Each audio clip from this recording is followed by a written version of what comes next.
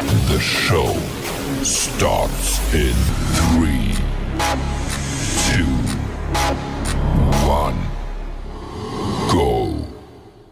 What is going on, CaneSport? Izubee Charles, joined by Stephen Wagner, and good morning. It is June 2nd, 2025. Stephen, we just wrapped up the first official visit weekend down there in Coral Gables as 17 prospects made their way down to South Florida and spent this past weekend with Miami's coaching staff. And if you haven't already, make sure to check out all the stories that we have on those guys that came through Miami. A ton of big-time prospects, 3 5-star targets, and a bunch of other high-priority guys from Miami. So, Stephen, before we get into specific guys, what are your overall thoughts about Miami's first official visit weekend as we close the chapter and kind of move towards the second one coming up next weekend? Yeah, so I remember my first year here. I think it was like the second or third official visit weekend that Miami had in June. They had like somewhere around 20-ish guys or so who ended up coming out. This weekend, from what I can remember, is as star-studded, if not more star-studded than any official visit weekend that I've seen since I started covering Miami.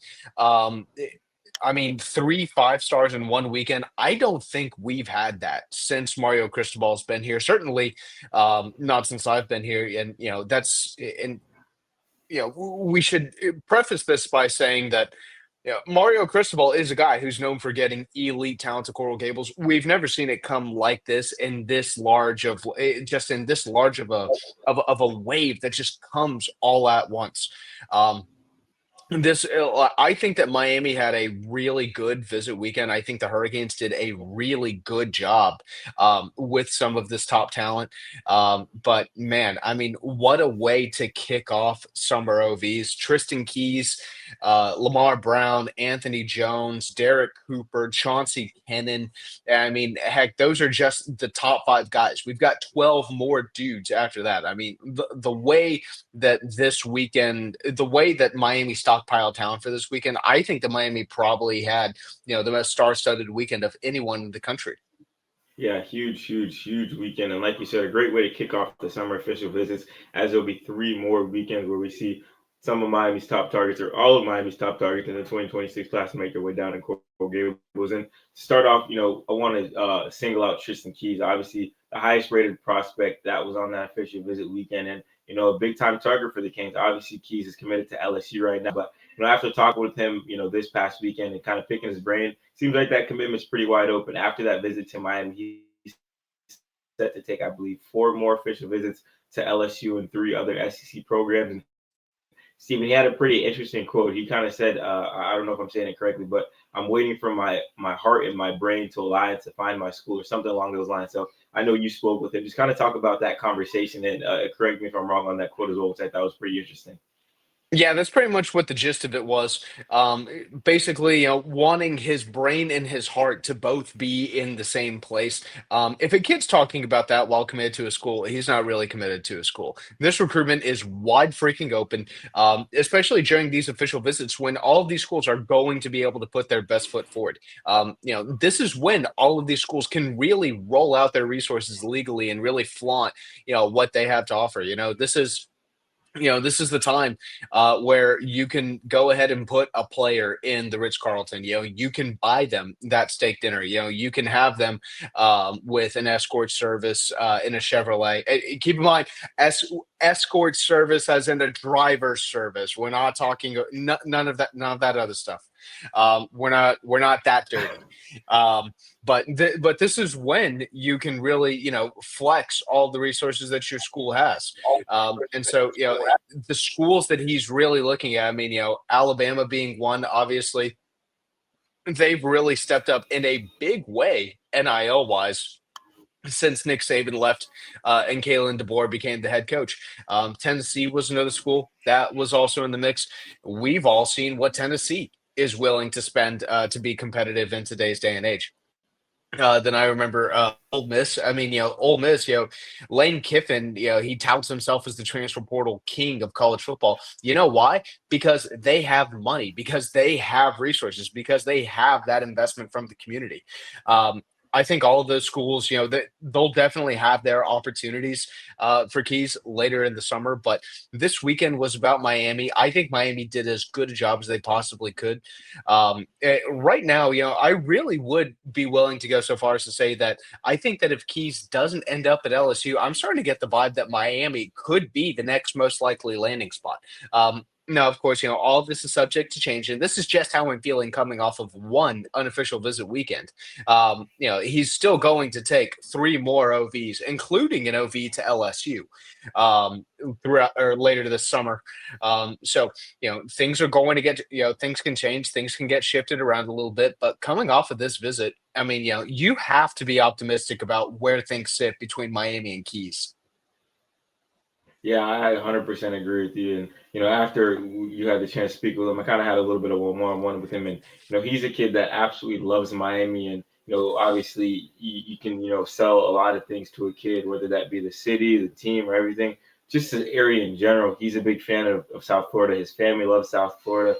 So a lot of things playing in Miami's factor. And one thing that he always mentions is, hey, Miami have the number one offense in the country last year, and that's something big. And obviously, I think if they can replicate that success as well too this year, that'll be a huge, huge, huge plus for the Miami Hurricanes in the race with Tristan Keys and Steven. Like you said, the kid's kind of saying, I'm waiting for my brain and my heart to be on the same page.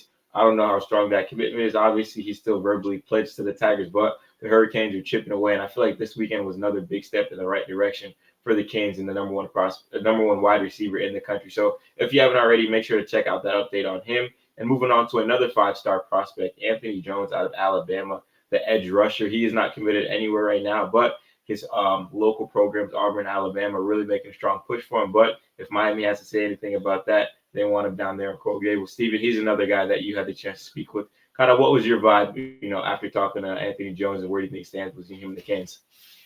Yeah, love, love, love the job that Miami did with Jones this weekend. Coming into the weekend, I think that it kind of was pretty clearly known that Alabama and Auburn were making the strongest efforts for him. I think Miami definitely moved up a little bit after this weekend. Being around Jason Taylor, being around Mario Cristobal, being around Corey Heatherman, seeing how he would fit in the defense, knowing that he would have the opportunity to play right away with Miami, expected to have a pretty big deal of overturn on the defensive line next year. All of these things really move the needle for Jones. Obviously, Miami can be as competitive in the NIL market as anyone, especially in this year's cycle. I mean, elephant in the room, some top guys are going to be coming off the books. Carson Beck, that's $4 million. You're not going to have to pay next year. Francis Noah, that's another dude who'd be coming off the books. Ruben Bain, I mean, bam, you've just got you've just got three stars that come right off the books that a lot of money is probably going to.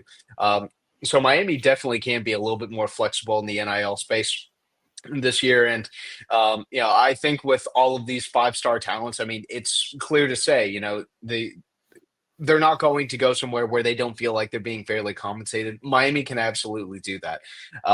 But sort of digress a little bit. Anthony Jones, I mean, you look at him, he really does look like that kind of, prototypical stand-up edge rusher. They said that they kind of want to use him in sort of like a Ruben Bain type role, kind of the way that Bain was used his freshman year. I'm not sure if I totally see that. I think I would probably see him a little bit more as sort of like a stand-up outside linebacker / defensive end, guy who comes off in a two-point stance and fires off the edge.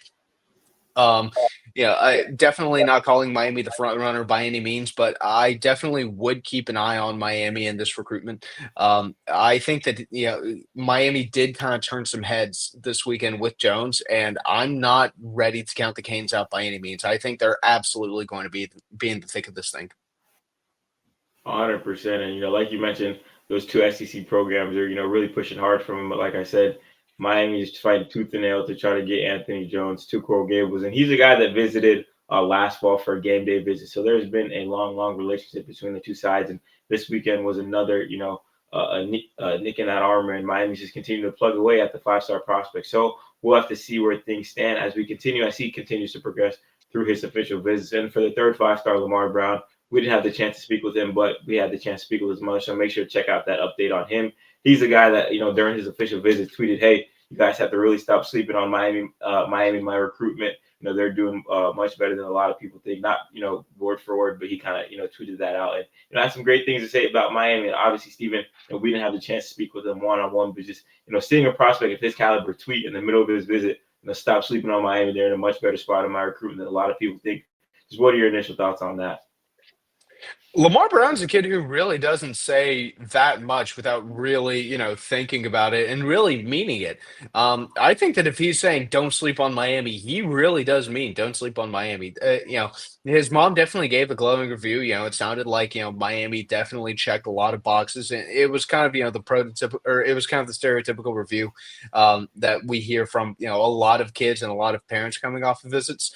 But to see like the kid himself, going out and tweeting, love the 305 or whatever it was, and you guys just sleeping on Miami. I mean, that tells me that Miami kind of connected with him, and yeah, LSU may kind of be viewed as the front runner, and a bunch of us at On Three might have RPMs on him to land at LSU. I do not, but I think there are two or three other guys in the network who do. I think that he's making a loud statement. I think he's saying, if you guys just think that I'm going to the Tigers, you guys are wrong. LSU has very real competition. It is not a given that I end up staying home in Louisiana and playing in Baton Rouge. Miami is absolutely right there. We knew the Hurricanes, kind of liked the job that they were doing. Miami felt kind of encouraged by the position that they were in. I have, if I'm Miami, I don't see how you are not ecstatic with how this weekend went for Lamar Brown. 100%. And, with those other two prospects, alongside Lamar Brown, one kind of common thing in, all their recruitments is Miami's like the only non-SEC school involved. With Tristan Keys, Miami's the only non-SEC school. With Anthony Jones, Miami's the only non-SEC school really involved. And with Lamar Brown, I think his Final Four is Miami, LSU, Texas A&M, and Florida State. So obviously the Seminoles are ACC program, but for the majority of the part, Mario Cristobal and those guys are going head to head with the SEC powers. And obviously a lot of people say, "Oh my God, the SEC is overrated" or this and that. But hey, at the end of the day, that's kind of the conference setting the standard right now in college football and recruiting, and winning national titles and seeing Miami go head to head with those programs has to be exciting, for Canes fans to see, and bringing in talent like that. So obviously, not a lot of things happen this weekend regarding commitments and things like that, but you have to be happy with where Miami stands with these 5-star prospects. And I know we've talked the majority about the time about those three guys, but like Steven mentioned, 17 guys in total, so 14, more guys. Obviously, we can't talk about every single one on this Good Morning CaneSport, but Steven, just what are some other guys that you spoke with this weekend that you think Miami really moved the needle with? Yeah, so just some quick hitters. I'm not sure if I can necessarily say that Miami moved the needle with Derek Cooper because the Hurricanes were already in a very good spot with Cooper, and I'm remaining, pretty freaking confident about where Miami sits. He said that he's going to come out with a commitment date sometime in the relatively near future. We'll see what ends up happening there. If I'm Miami, I'm definitely feeling pretty encouraged about the work that I've put in with a guy like Cooper. Samari and Wingo, I think we know that this is probably going to be a Miami-Florida battle, and it'll come down to the Gators and the Hurricanes. I could see that kind of playing out the way that Josh Moore's recruitment played out last year, where maybe he initially commits to Florida, then he gets into the season, has a change of heart, decides to go ahead and flip to Miami. Miami stays after him, and he ends up in Coral Gables. I 1,000% believe there's a very real chance of that. Keyshawn Stansel, the top 75 defensive lineman who I included in my last mock class, Miami is doing a really, really good job continuing to move up with him. He still has visits left with, I think, Georgia, Tennessee, and NC State. But man, I mean, the job that Miami, I might be getting that wrong. He might have already taken a visit to Georgia. Actually, no, I'm going through this in my head. He already took an official visit to Georgia. He just took an official visit to Miami.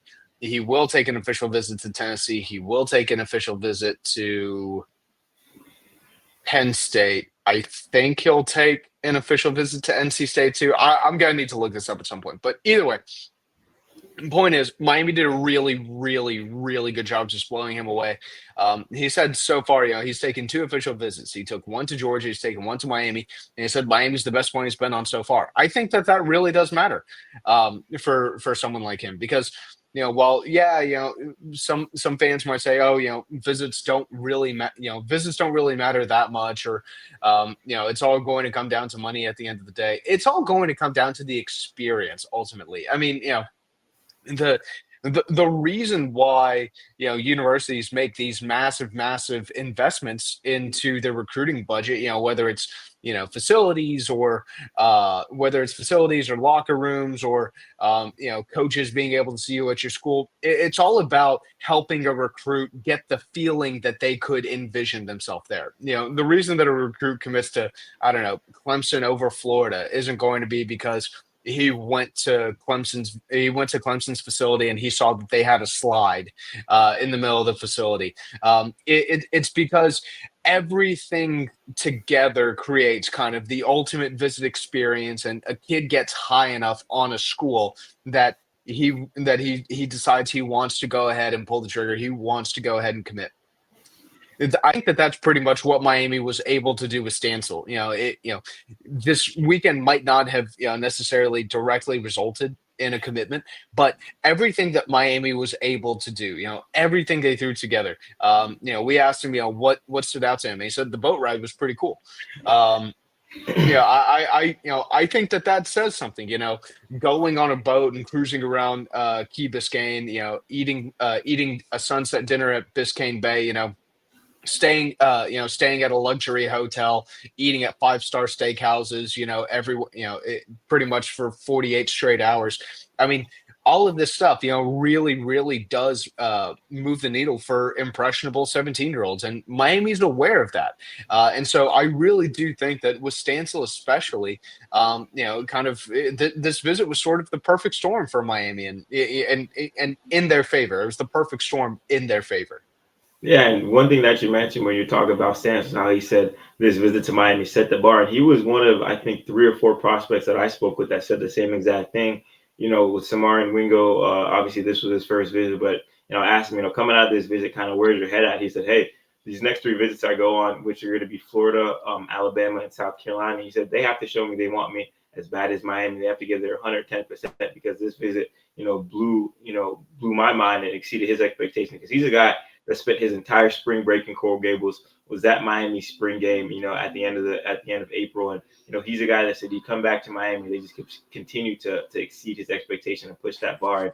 And, another guy that said that I think Miami did a really, really good job with this weekend is Brody Jennings, obviously dealing with a family tragedy right now. And, he still decided to make his way to Miami. And, we kind of asked him why. And, if you want to check out, more on the story, he just said, he thought it would be a great a trip for his family. Obviously, his sister runs track here and, all that good stuff. But he's a guy that's committed to Michigan. And he said this weekend was a time of his life. He says it's going to be hard for a team to top this visit. And he's a guy that Miami really, really likes in that 2026 class. And like I said, committed to Michigan. But another interesting thing that he says is, I haven't signed anything. And, this recruitment's going to be, coming down to the wire. So that's just one of the few guys that I think Miami really, really moved the needle with. And, a ton of other guys, Miami made a big impact, on, where they stand in their recruitments right now. But like we all know, weren't any commitments coming out of this week. And I know fans were eager to see if Miami could add another member to that 2026 class, but that didn't happen this weekend. And I don't think that's the end of the world, Steven. Before we wrap up, just kind of want to get your closing thoughts on this weekend. And, your thoughts, obviously, Miami didn't end with a commitment this first OV weekend, but looks like things are sitting in a good place for a number of guys. So just your closing thoughts on that. Yeah, we said coming into the weekend that it was probably going to be a little bit surprised if someone decided to go ahead and commit to Miami, or in some cases flip to Miami this weekend. But I mean, the first official visit weekend, rarely results in a commitment. I think Jannari Carr committed to Florida, but really, and I know Washington got a defensive line recruit, but really, those were the only really notable official visits that resulted in commitments this weekend. I mean, whenever you get the first official visit weekend, I mean, yeah, you do have the opportunity to kind of, set the bar. You do have the opportunity to jump out to an early lead and set a standard that other schools are not going to be able to match. But you also have the disadvantage of, these kids being aware, man, this is the only school they have seen so far. I have 2 or 3 or 4 or 5 or however many other official visits lined up on the other side of this. And I'm not going to commit to a school before I've seen what the other schools have to offer. I do think that we will see some more commitments as we start to get into June. Um, I think that those June 13th and June 20th official visit weekends could absolutely end in some commitments. I've been saying for a while, I think the bulk of Miami's commits are probably going to come in the July and August window. But definitely think that, we could probably see, I don't know, 4 or 5-ish possible commits. Um, by the end of the month. I know that I wrote the story a few weeks ago, or heck, might have been a few days ago, or even 1 week ago at this point. Who the hell knows? Time all runs together. Kind of talking about some of the guys that I think could potentially pull the trigger. I think Israel Briggs, the top 150 flex tight end from California, who I entered an RPM for, I think that there's absolutely a chance that he could pull the trigger. I know there are a bunch of other guys that I include in that story too. I definitely recommend checking it out on the website if you haven't, but really good start. I expect there to be quite a few more. Yep, and next weekend will be kind of the commit weekend with guys like Darion Coleman, John Tavius Wyman, and potentially even Jackson Cantwell, who's rumored to be visiting Miami next weekend. So bulk of the Miami 2020 commits will be down there in Coral Gables, and we'll have you covered throughout the week leading up with previews on those guys, and just like this weekend, complete coverage of all the official visitors down there in Coral Gables the going weekend. So until then, make sure to check out all that we have from the first OV weekend. Stephen Wagner, Izubee Charles signing off. Thank you guys all for watching, and have a great rest of your day.